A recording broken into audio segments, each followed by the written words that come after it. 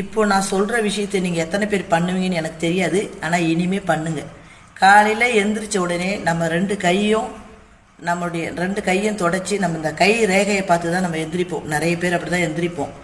எந்திரிச்ச உடனே லக்ஷ்மி கடாட்சம் உண்டாகட்டும் அப்படிங்கிற வார்த்தையை ஒரு 5 நிமிஷம் கண்ணை முடிக்கிட்டு சொல்லுங்கள்.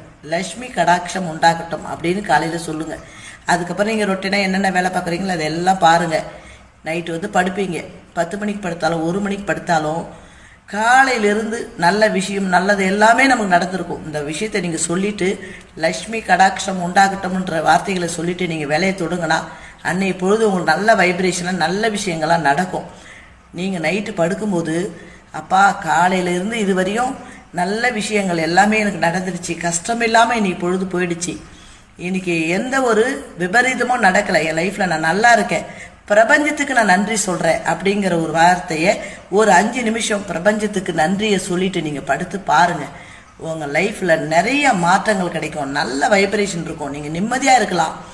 நமக்கு நிறைய பணம் சொத்து வீடு வாசல் இதையெல்லாம் தாண்டி காலையில் தூங்கி எழுந்திரிச்சு வெளியில் போயிட்டு நம்ம உயிரோடு வீட்டுக்கு வரோம் பாருங்களேன், அதுவே நமக்கு கடவுள் கொடுக்குற பெரிய கிஃப்ட்டு. நீங்கள் காலையிலையும் இரவு படுக்கும் போதும் இந்த 2 விஷயங்களையும் நீங்கள் யூஸ் பண்ணி பாருங்கள். உங்கள் லைஃப் நல்லா இருக்கும்.